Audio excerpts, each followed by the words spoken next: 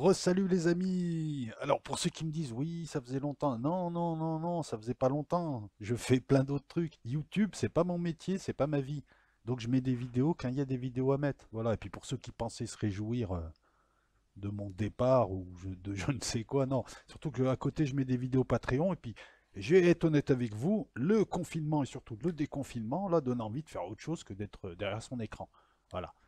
Mais je vous avais promis une vidéo, même plusieurs, sur les armes hypersoniques, je poursuis et on va parler de la France et des USA.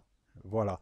Et pour les petits malins là qui ragent, on illustre avec des synthèses. Il faut apprendre juste une chose, c'est que YouTube, c'est pas j'appuie, je mets un truc et je lis un texte. Les infos là, ça s'appelle une synthèse. C'est aller les chercher dans plein de sites différents et aller faire des recherches et remonter. Et ça prend du temps. C'est pour ça que je prends aussi du temps là et je vais prendre de plus en plus de temps pour mettre des vidéos. Ça me permettra de les illustrer. Mais bon, après, il y a toujours des gens qui ne savent pas ce que c'est qu'une synthèse. C'est vrai que c'est très difficile hein, comme concept. Hein. Comprendre. Synthèse, c'est aller voir un sujet, le comprendre, parce que les armes hypersoniques, moi je connaissais rien il y a 2 ans aux armes hypersoniques, le comprendre et restituer l'information avec une illustration de qualité. Voilà, ça s'appelle une synthèse. Je suis obligé d'expliquer, il y a des gens qui ne comprennent pas. Hein. C'est voilà. Et tout YouTube fonctionne comme ça. Tu vas voir Science Étonnant, tu peux voir n'importe quel site, ils prennent des images, ils absorbent un sujet et ensuite ils te le restituent à leur manière en mettant de la valeur ajoutée. Alors, si tu crois que c'est facile de faire ça, bah, ça prend du temps. Alors là encore, ça va, c'est assez vite fait. Mais ce qui prend du temps, c'est les montages, par exemple, faits pour 1 heure de vidéo. 1 heure de vidéo, c'est 8 heures de montage. Voilà, donc on ne se contente pas d'illustrer ou de lire des textes. On se contente surtout de comprendre des sujets, quoi. Voilà. Pour les armes hypersoniques, j'ai eu beaucoup plus de facilité à aller chercher les armes russes. C'est très facile. En 10 minutes, tu as les images. Après, il faut capter un peu le sujet. Il faut comprendre la différence entre un missile de croisière, un balistique, un air-sol, un RR. Mais ça, les précédents sujets m'ont permis d'absorber ce genre de savoir. Mais c'est assez facile pour les missiles russes. Pour les Chinois, c'était plus compliqué. Pour la France, c'est compliqué. Parce qu'il n'y a pas beaucoup d'infos qui sont données. Et pour les USA, c'est compliqué parce qu'il y a beaucoup d'infos, il y a beaucoup de projets qui sont lancés, qui sont relancés, qui tombent à l'eau, qui reviennent, etc. Ce que je veux qu'on comprenne à travers ces sujets d'armes hypersoniques, ça s'appelle de la valeur ajoutée. C'est je rajoute, c'est mon analyse. C'est pas l'analyse de. Ce que moi j'aimerais qu'on comprenne, c'est que l'arme hypersonique, c'est pas quelque chose de nouveau. Enfin, je veux dire, le concept en lui-même est vieux. Et ce qui se passe, c'est ce qu'on a toujours vu dans la course aux armements, c'est-à-dire à un moment donné, l'épée prend l'avantage sur le bouclier et le bouclier prend ensuite l'avantage sur l'épée. Ces dernières années, on a parlé beaucoup de S300, S400, S500, Patriot, THAAD, GBI, SAMPT, des systèmes antiaériens. Et depuis 2 ans, on voit réapparaître un vieux concept d'hypersonique, apparemment débarrassé de toutes ces scories, qui est à nouveau l'épée qui est plus rapide que le bouclier, puisque avec des missiles hypersoniques, tu ne rencontres aucune défense antiaérienne efficace, digne de ce nom. Même les Russes, je crois, ne l'ont pas encore. Parce qu'un missile hypersonique est hyper manœuvrable, c'est compliqué pour une défense antiaérienne classique. Mais on retrouve la configuration épée-bouclier. La Russie a pris un peu d'avance. La vidéo sur la Russie, alors pro-Trump, pro-Poutine, non, je suis pro rien du tout. Il suffit de suivre les vidéos et de les comprendre. Hein, et de ne pas être binaire, de toujours croire que c'est pas parce que. Voilà. La vidéo sur la Russie, putain, elle était simple quand même. En tout cas, elle est accessible aux enfants. C'est un type a dit quelque chose et a présenté des choses il y a 2 ans. Qu'est-ce qu'il en est? C'était juste ça. Et il en est que ce type, ce qu'il a dit, ben, c'est vrai. La vidéo sur la Chine, c'est que fait la Chine pendant ce temps, qui a toujours été à la traîne, et là d'un coup en hypersonique, ils ont suivi la bonne échappée. Et maintenant, ce qui est intéressant, c'est de savoir la réaction de l'OTAN et puis de la France, qui n'est pas vraiment l'OTAN, qui a encore une petite indépendance. Il y a aussi des questions qui sont posées. La question de la MHD, Jean-Pierre Petit en parle bien, je t'invite à les creuser parce que ces technologies-là, je pense elles sont permises par la technologie MHD, magnéto-hydrodynamique, que la France a abandonné, ou alors peut-être qu'elle continue sur des projets secrets, on ne sait pas finalement. Jean-Pierre Petit pense que la France a abandonné tous les projets en MHD et que c'est bien dommage, et je suis d'accord avec lui. Peut-être peut-être qu'il y en a en secret. On va savoir, on ne le sait pas, c'est le principe du secret. L'hypersonique pose problème quand même, il y a encore des gens aujourd'hui, tu vois, on va avancer un peu dans cette vidéo, mais l'hypersonique pose problème parce que, voilà, je t'explique. À partir d'une certaine vitesse, il n'y a pas que les problèmes de résistance de matériaux, il y a aussi les problèmes de création de plasma.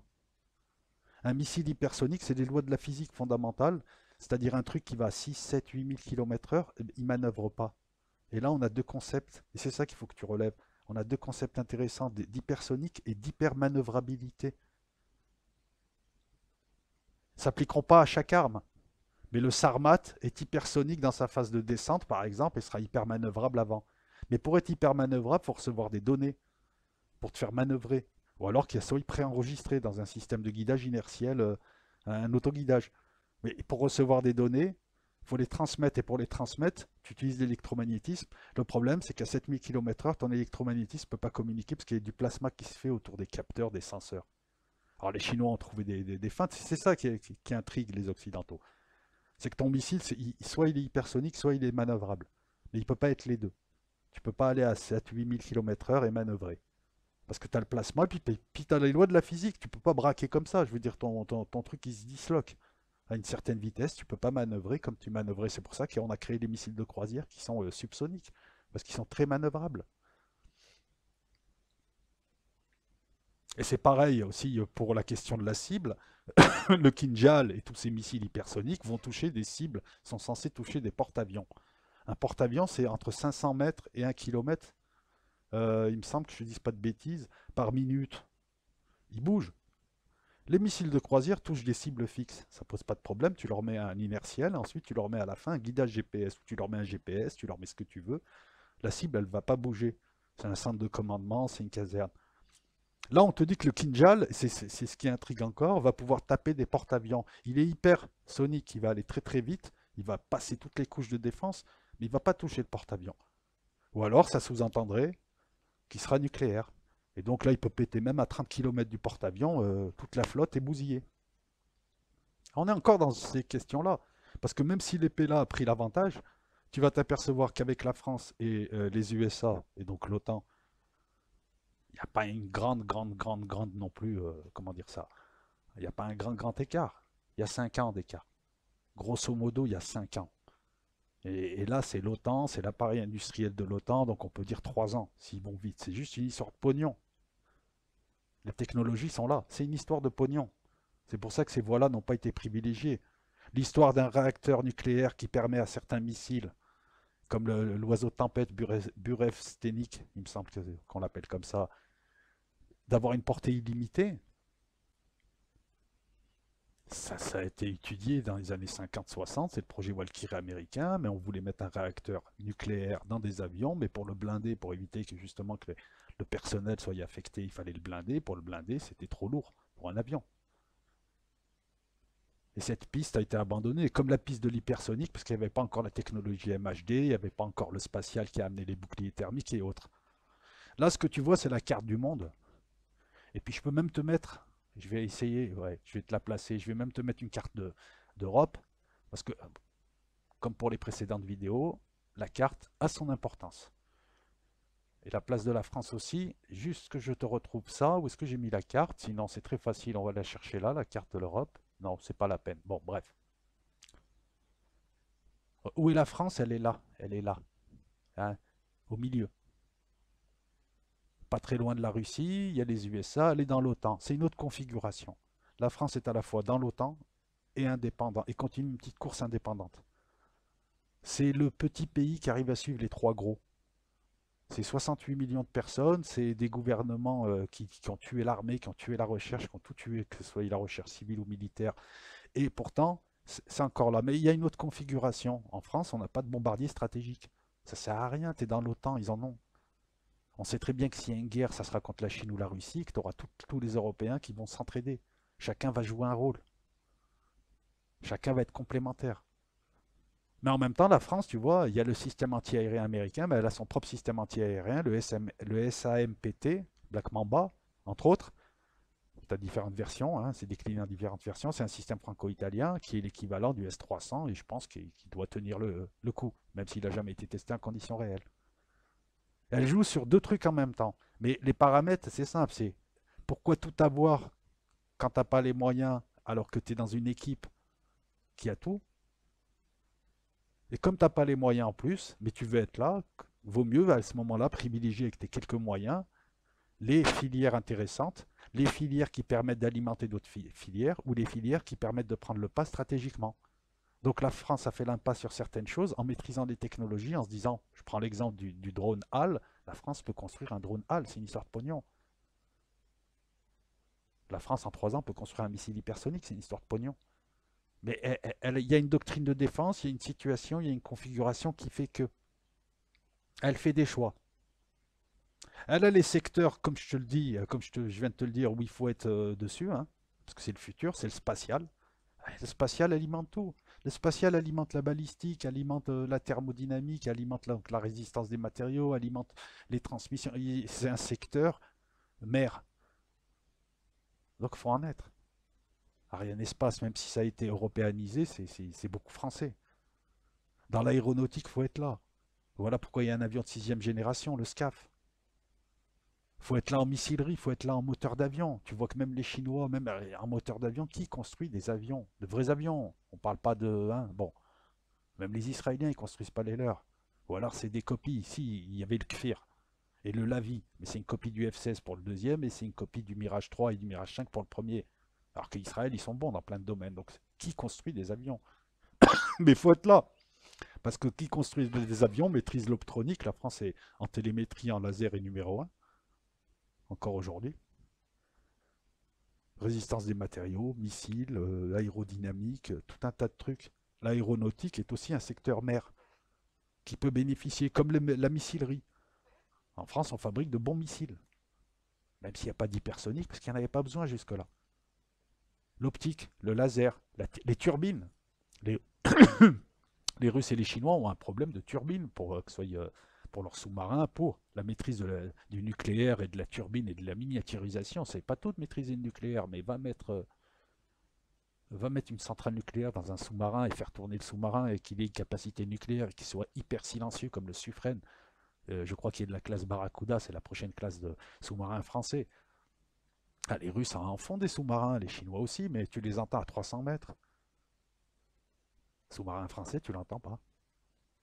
Ça, c'est pas que des compétences. C'est des compétences acquises, c'est du temps, c'est de l'expérience aussi. Ça va souvent de pair.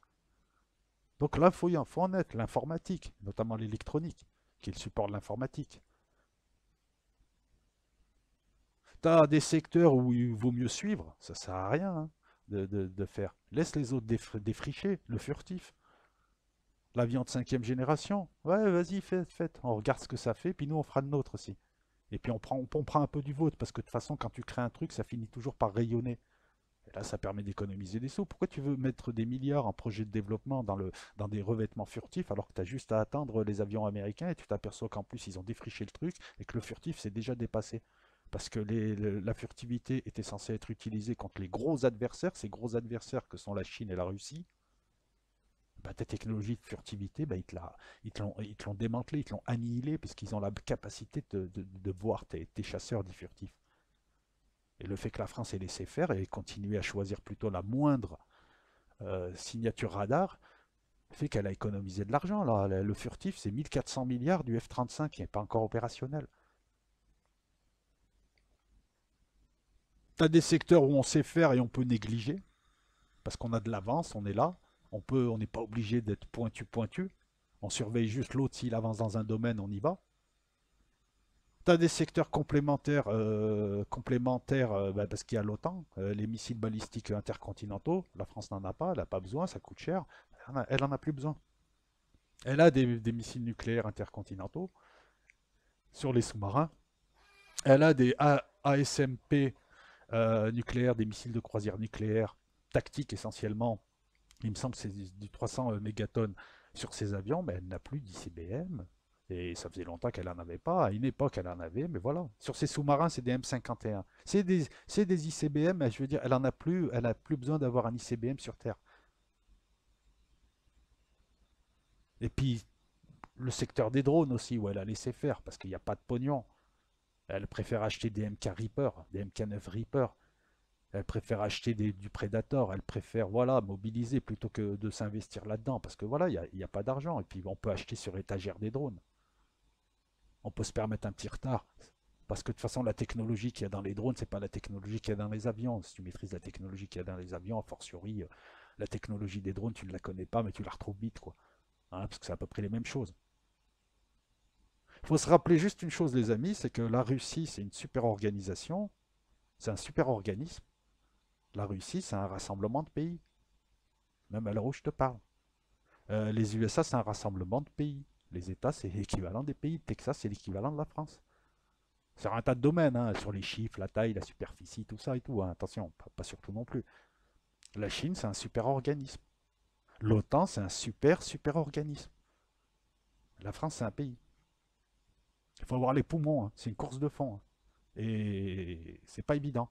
Voilà. Donc on a une doctrine bancale, une doctrine à bascule. C'est on est là, on n'est pas là, on pompe un petit peu. Oh, de toute façon, on va gratter là par rayonnement ou avec le renseignement. Ou... En hypersonique, elle n'a pas du tout investi, mais la maîtrise de l'hypersonique, elle l'a. La France a préféré le supersonique pour ses torpilles, pour ses, comme elle a préféré la basse pénétration pour ses avions. C'est la doctrine du milieu. Voilà pourquoi la carte la présente au milieu. Qu'est-ce que je pourrais te dire d'autre? Ben écoute, on va démarrer un petit peu, hein. Les planeurs. Puisqu'en janvier 2018, on t'annonce un projet lancé janvier 2018, le discours de Poutine c'est en 2000, non, janvier 2019, excuse-moi, alors que le discours de Poutine est lancé, a été fait en mars 2018. Donc un an après, quasiment, la France annonce un projet, Madame Parly, ministre de la Défense, annonce un projet qui semble être lancé en réaction, à la va-vite.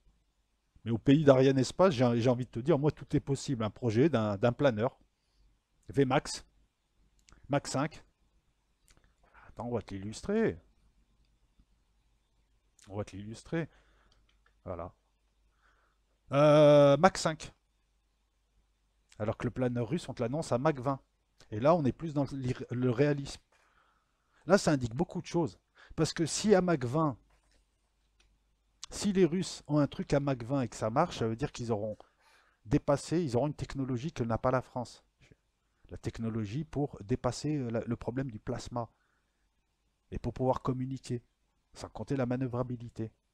La France, en te présentant un projet de planeur VMAX hypersonique, à Mach 5, c'est le début de l'hypersonique. Je vais te le trouver, tiens, je vais te le mettre. Te montre qu'elle n'a pas encore, elle n'a pas la maîtrise totale de la technologie. Pourquoi pas Mach 6 comme les Chinois? Pourquoi pas Mach 7? Pourquoi pas? Tu vois, ça te donne des indications. Mais après c'est voilà, c'est une histoire. Je pense que c'est le retard dû à la MHD, à l'abandon de recherche en MHD. Alors il est où ce planeur? Que je te le retrouve un petit peu. Parce que là, j'ai du mal, mais je veux absolument illustrer, c'est important sur ce coup-là. Ah oui, écoute, j'étais pas sur le bon truc. Eh ouais, parce que sinon, pourquoi pas un planeur Mach 10? Les Russes te disent, nous, en plus, les Russes, eux, ils ont quasiment des missiles comme le Kinjal qui va à Mach 10. Mais bon, attends, faut voir, hein, moi aussi, je peux t'annoncer du Mach 50. Et là, on voit déjà un petit retard, qui n'est pas non plus irrémédiable, mais un petit retard. Sinon, la France, pourquoi lancer un projet pour aller à Mach 5 alors que tu as plein de missiles qui vont déjà à Mach 5? Alors attends, on va te le montrer, le planeur. De toute façon, ils ont tous la même tête, les planeurs. Soyons honnêtes. Il est où? Ah bah tu vois, on en a plein des trucs là. Le planeur VMAX. Voilà, il est là. Voilà, donc il y en a pour 5 ans. Ensuite, est-ce que c'est important d'être à Mach 10, à Mach 5? En tout cas, il y a quand même de la maîtrise de technologie, moteur stratosphérique, bouclier thermique, miniaturisation, capteur, guidage, aérodynamique. Voilà, on sait faire. Mais on a entre 3 et 5 ans de retard et c'est surtout une histoire de pognon. Parce que la France ne peut pas s'aligner sur tous les domaines. En matière d'ICBM, comme je te l'ai dit, la France a, on va te mettre, non, pas ça, parce que ça c'est pas un ICBM. Je n'ai pas l'image là, mais je pourrais aisément te la trouver. Le départ d'un M51 par exemple. Elle a deux supports pour envoyer des missiles nucléaires intercontinentaux. Elle a les sous-marins, 4 sous-marins nucléaires lanceurs d'engins avec des M51. Et elle a la force aérienne stratégique avec les missiles ASMP, qui ne sont pas des missiles de croisière, attention, qui sont des missiles de croisière, attention, je vais t'en mettre un là, qui ne sont pas des ICBM. Elle a en fait, voilà, deux forces nucléaires. Ça, c'est pas un missile, c'est pas un intercontinental, hein. C'est un ASMPA. Voilà. Missile de croisière que tu mets sous l'avion et tu mets une charge nucléaire et ça te permet d'attaquer une ville. C'est pour faire du bombardement tactique. Non, ce qui est intéressant, c'est de voir qu'elle a uniquement deux vecteurs, faute de moyens. Elle n'a plus le plateau d'Albion et les silos de missiles sol-sol. Et là, à l'époque, elle avait de l'ICBM. Elle avait les S1, S2, S3, S4. Voilà, ça allait à 6000 km et ça te balançait une grosse charge nucléaire. Elle a plus que deux vecteurs. La Russie, elle a 1, 2, 3, 4, 5, 6, 7 vecteurs pour te balancer du nucléaire. Elle a un train nucléaire qui se balade constamment en Russie. Il est hyper mobile, donc déjà les missiles, les ICBM d'en face et les missiles de croisière d'en face vont avoir du mal à le toucher, d'où la mobilité. Elle a ses sous-marins nucléaires lanceurs d'engins, elle a ses navires qui peuvent balancer des charges nucléaires, elle a ses avions qui peuvent balancer des missiles nucléaires de type Kinjal, mais même des missiles un peu plus subsoniques et supersoniques qui peuvent faire du dégât. Elle a ses silos pour balancer des gros missiles comme le Sarmat. Elle a des plateformes mobiles pour balancer ses gros missiles comme le Sarmat aussi, hein, je me répète. Elle a le planeur et elle a la torpille-drone. C'est ça qui inquiète. Les USA ont leurs silos, les avions, les navires. Ils ont éventuellement un train, moi je pense qu'ils en ont un, mais que c'est secret. Ils ont éventuellement les sous-marins, enfin c'est sûr, même les sous-marins, et je pense qu'ils doivent avoir deux, trois petits trucs à côté. C'est le nombre de vecteurs pour porter l'arme nucléaire qui... Au final, la France n'en a pas deux, elle en a un. Parce que ça c'est du missile de croisière, facilement interceptable, même s'il y a des contrôleurs, des trucs comme ça. Mais c'est pas un ICBM, ça va te taper une ville, ça va te détruire une ville. Il n'y a que les sous-marins finalement, avec le M51, qui peuvent balancer quelque chose qu'on peut appeler ICBM. Tiens, écoute, missile M51, petite illustration. Voilà, un ICBM, c'est du gros truc qui sort, c'est pas une fléchette. Alors attends, on va te le sortir là. Tu vas voir que c'est pas le même, on n'est pas dans le même registre. Alors, hop, faut que je fasse plusieurs trucs en même temps. Voilà, M51 lancé par le sous-marin Le Triomphant. Sous-marin nucléaire lanceur d'engins, à distinguer des sous-marins d'attaque, qui eux sont chargés justement de suivre et de détruire un sous-marin nucléaire lanceur d'engins. Voilà, c'est ça qui est important, c'est le déficit de plateforme, le déficit de dimension, utiliser le déficit de vecteur.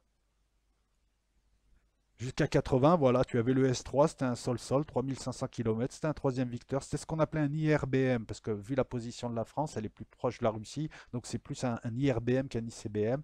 L'IRBM, c'est entre 3500, il me semble, et 5000 km. Voilà, tu as différentes sortes. Tu as l'ICBM, c'est plus de 5000 km de portée. L'IRBM, entre 3000 et 5000 km de portée. Le Short Range Ballistic Missile, le SRBM, c'est moins de 1000 km. Et entre 1000 et 3000, excuse-moi, j'ai oublié le MRBM, Medium Range, hein, moyenne portée, Ballistic Missile. Le M51 va à 9000 km. Il est balancé uniquement par un sous-marin. Et les sous-marins sont sur des routes prévisibles. Il va à Mach 15, mais tous les missiles intercontinentaux, IRBM, tout ça, dans leur phase de descente, ils sont hypersoniques, hein, et on ne peut pas les arrêter. Et il est doté de contre-mesures. C'est du moderne aussi. C'est l'équivalent du Sarmat, tu vois. Sauf que lui, il n'a pas un réacteur nucléaire, il ne fait pas 20 000 km, il ne passe pas par les pôles. C'est l'amélioration du M45 qui allait déjà à 6000 km/h avant 2000. Voilà, il a été mis en service en 2010 avec des essais en 2012-2013, mais il est pleinement opérationnel. En croisière, la France, elle a ça. Elle n'a pas 40, hein. Elle a ça, notamment. Alors, je vais t'enlever celui-là parce que on en a parlé du ASM. Quoique c'est un croisière aussi, je suis bête. Non, non, mais c'est un croisière aussi qui peut être aussi utilisé en conventionnel. Tu as le scalp en bas. Et sur la gauche, tu as la SMP. Tu peux mettre une charge nucléaire sur les deux ou tu peux mettre une charge conventionnelle. C'est les missiles de croisière français. C'est du supersonique ou du subsonique plutôt, en dessous de Mach, pour être manœuvrable.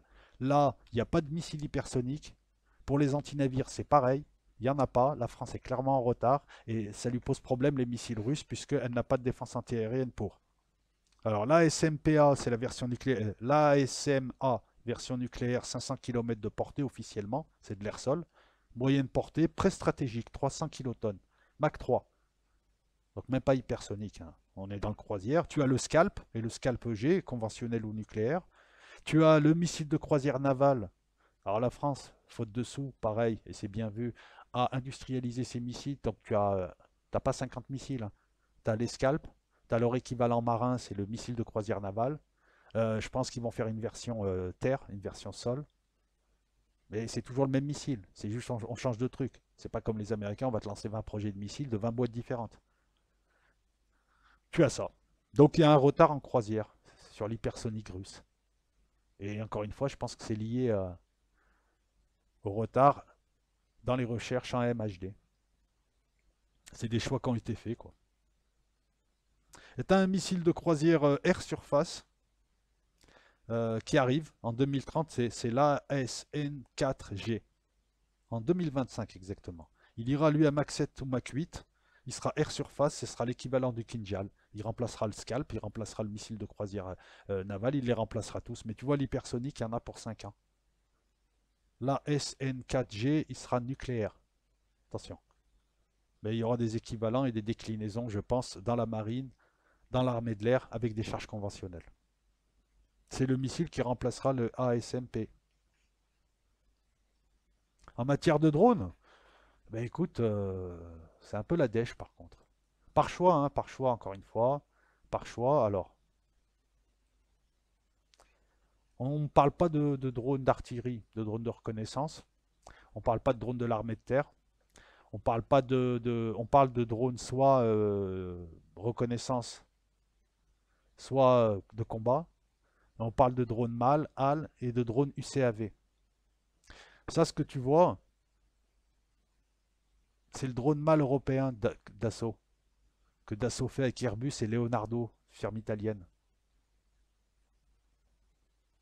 C'est un drone MAL, moyenne altitude, longue endurance. Et c'est juste une histoire d'argent. Tu vois? C'est pas encore. Il y a un problème, c'est que la France veut plus, je crois qu'elle ne veut pas verser. En fait, le coût a dépassé ce qui était prévu et la France ne veut pas remettre de l'argent dans le truc. Alors la France, elle a quoi aussi? Alors elle a. Ça, c'est un démonstrateur de planeur, attention. Mais ça sert aussi pour les drones. Elle a ça. C'est Ariane qui fait ça. C'est un démonstrateur. Ça permet de lancer des modèles à partir de ça. Et elle a aussi le neurone, hein, alors, elle a ça. C'est le futur. C'est le neurone de Dassault, il existe depuis 2012, il sert de plateforme pour lancer des UCAV, c'est-à-dire des drones combattants. Donc là, en matière de drones, c'est très simple, il n'y a pas de retard, c'est juste qu'il n'y a pas d'argent.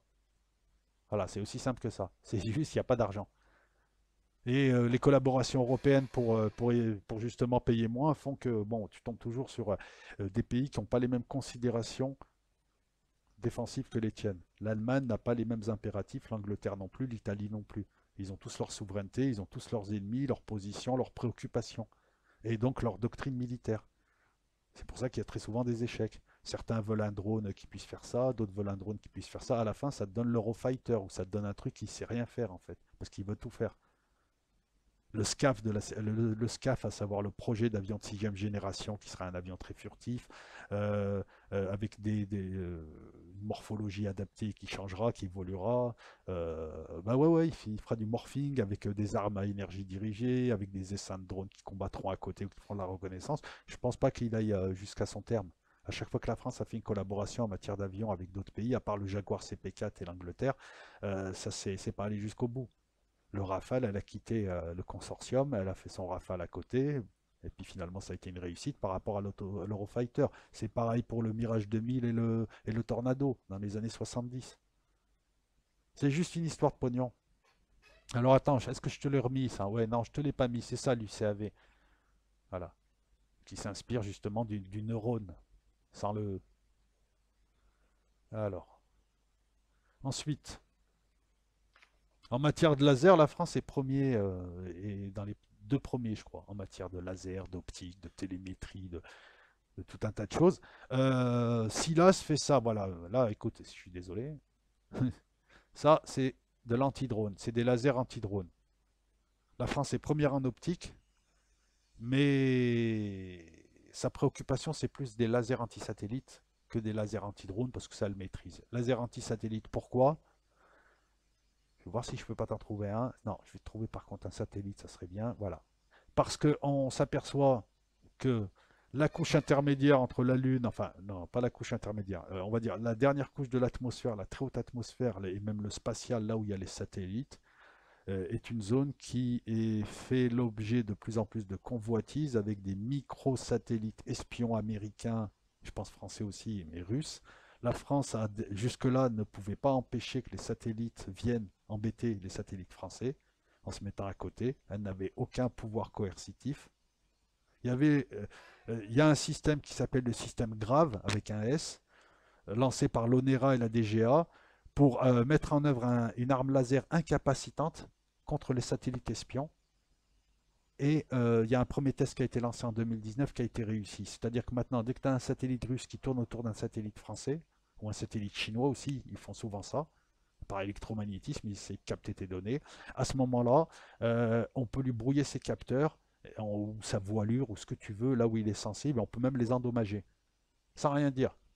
Comme ça, le pays qui a envoyé le satellite comprend le message. Tu vois, c'est une guerre larvée. Donc c'est ça qui intéresse la France, là. C'est ça qui est très stratégique pour elle, sachant que les lasers embarqués sur un navire ou un avion, des lasers qui pourront abattre des aéronefs, qui pourront abattre des bateaux, c'est pas pour demain, parce qu'un laser, ça dépend des conditions météorologiques, déjà, et puis tu n'as pas assez de puissance, il faudrait une centrale sur ton bateau pour avoir un laser d'une puissance qui, à peine il touche du métal, il te le met en fusion ou il te fait un trou. Le laser, ce qu'il fait, en fait, c'est il chauffe l'atmosphère pendant un certain temps, ou il va chauffer pendant X temps. Imagine sur une cible mobile, tu crois qu'un avion, tu as le temps de lui mettre un laser pendant 50 secondes, et même ça suffirait pas. Donc ça, je pense que la France laisse faire les Américains, les Russes, et espère par rétro-ingénierie ou par espionnage choper ce genre de technologie qui finit toujours par arriver. Et elle préfère, elle, s'axer sur le laser anti-satellite. Elle n'a pas les moyens de faire l'anti-satellite et le laser de combat. En matière de laser, il y a un choix qui a été fait et il n'y a pas vraiment de retard. En matière de drone, il y a un retard qui est voulu. On a des achats, tu vois, en matière de drone, il y a l'armée de l'air à 12 MK Reaper, elle a des Harfang israéliens, ou à moins que ce soit des Hérons, les Israéliens. Il y a un projet d'Eurodrone. Mais je te dis, le programme 2019, hein, et la France refuse de payer, je t'ai montré la gueule du drone. Il y a des UCAV comme le Neurone, hein, qui a fait son premier vol public à Istres en 2011 et qui sert, voilà, qui a été testé en mer en 2016, sur terre en 2017. Le neurone servira à ça, voilà, le neurone servira à avoir un drone de combat là. Ce sera un drone qui remplacera l'avion, ce ne sera pas un drone, voilà. Et il y a un programme Météor qui vise, j'ai oublié de te le dire, à faire en sorte que chaque navire de la marine ait plusieurs drones. Pour l'instant, il y a deux S-100 camcopter marine. À quoi sert un drone marine? C'est simple, c'est un œil que tu projettes. Ta flotte, elle évolue, elle a un horizon de je ne sais combien de kilomètres et au-delà, elle voit pas. Alors jusque-là, elle utilisait des avions pour aller voir au loin, pour anticiper 100 km plus loin ou 200 km pour peu que tu en plus pour peu que tu sois couplé avec un AWACS, tu vois très très loin. Maintenant, elle a des drones qui lui permettent de faire ça, comme dans l'armée de terre. C'est des drones pour aller voir de l'autre côté de la colline. Parce que si tu y vas, toi, peut-être qu'il y a une embuscade. Pour la torpille-drone, les amis, j'ai rien. Il n'y a aucun projet. Faute de thunes, projet secret, on laisse faire. Moi, je pense que cette torpille drone, c'est vraiment la pire des choses. C'est le truc, tu vois, qui va dans les hauts fonds, qui se cache, et puis un jour, même automatiquement, à un moment donné, il y a un signal qui le réveille. De toute façon, c'est un réacteur nucléaire, donc elle peut tenir longtemps. Le truc le réveille, boum, il arrive, il se met à côté d'une ville ou sur le chemin d'une flotte, il explose, il a une charge nucléaire. C'est le truc de fou que tu peux pas trouver, tu peux pas fouiller tous les hauts fonds. Tu peux zoner un peu autour de ta côte, mais tu peux pas fouiller à 500 mètres de profondeur ou à 1000 mètres de profondeur. Déjà, t'as pas les trucs pour ça, quoi. Et qu'est-ce que tu vas repérer une torpille drone furtive? Ben, en tout cas, la France n'a pas de projet. Voilà. 36 minutes, je préfère m'arrêter là. Parce que comme ça sera plus lisible. Prochaine vidéo, c'est les USA. Et là, on va avoir l'effet inverse. Et ils veulent être partout, tout le temps. et ils veulent en faire croquer à tout le monde, c'est-à-dire toute leur industrie. Alors les Américains, quand ils lancent un projet, enfin quand ils sont sur un domaine, c'est 5, 6, 7 projets. C'est 3, 4, 5 firmes. C'est pas une mise en concurrence, hein. Ça donne le résultat, c'est que c'est beaucoup d'argent. Il y a véritablement un problème avec le lobby industriel-américain, militaire américain, dans la mesure où c'est une hydre. Contrairement aux entreprises russes, aux entreprises françaises, aux entreprises chinoises qui obéissent aux politiques, là on a des gens qui font obéir les politiques, qui corrompent le Sénat et qui leur disent, nous on embauche 1,5 million de personnes. Donc le F-35 il marche ou il marche pas, on s'en fout, parce qu'on va le fourguer aux Européens qui vont l'acheter, qui vont nous rembourser. Nous, il faut absolument que le truc il sorte. Donc eux, c'est les rois de... Ils lancent des trucs, mais qui leur servent à rien, juste pour faire tourner une économie militaire. C'est une fuite en avant, et cette économie militaire a besoin de temps en temps de guerre. Ce que je veux dire par là, c'est que c'est un pays prédateur, les USA, structurellement.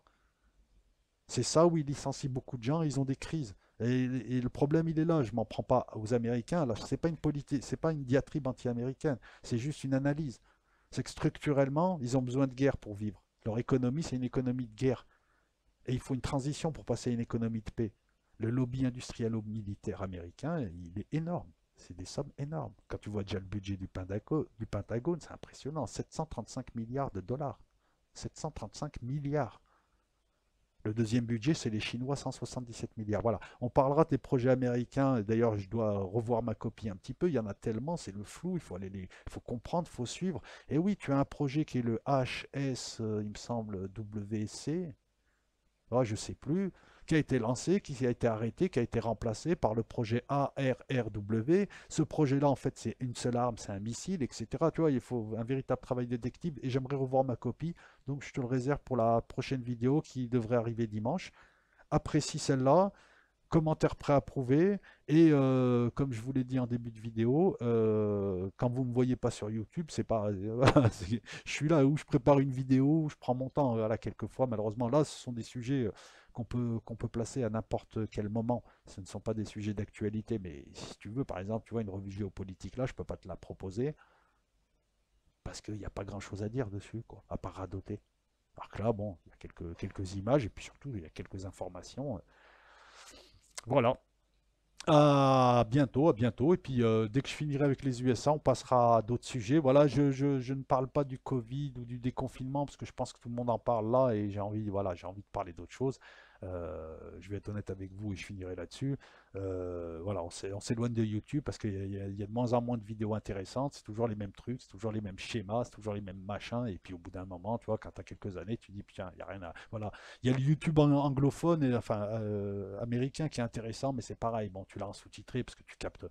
Sinon, tu vas capter un dixième de ce qu'il dit. C'est dommage. Là, il y a beaucoup de choses. Voilà. Même les vidéos scientifiques sur YouTube avec leur algorithme. YouTube a le seul algorithme qui te propose des choses que tu as déjà vues. Je sais pas si vous avez remarqué. Moi, il me propose que des trucs que j'ai vus 4 fois. Donc, au bout d'un moment, non. Normalement, et puis, je pense qu'avec quelques lignes de code, tu peux changer ça. Il propose des choses que je n'ai pas vues. Mais pas des vidéos que j'ai vues 8 fois, ou 4 fois, ou 5 fois. Tu vois, les vidéos d'Aurélien Barraud, il passe son temps à me les proposer, ou de Jean-Pierre Petit. Elles sont très intéressantes, je vous les conseille. Mais au bout de 5, 6, 7 fois que tu as vu la vidéo, que tu as commencé à capter un petit peu, bon voilà. Allez, ciao tout le monde, à la prochaine. À dimanche.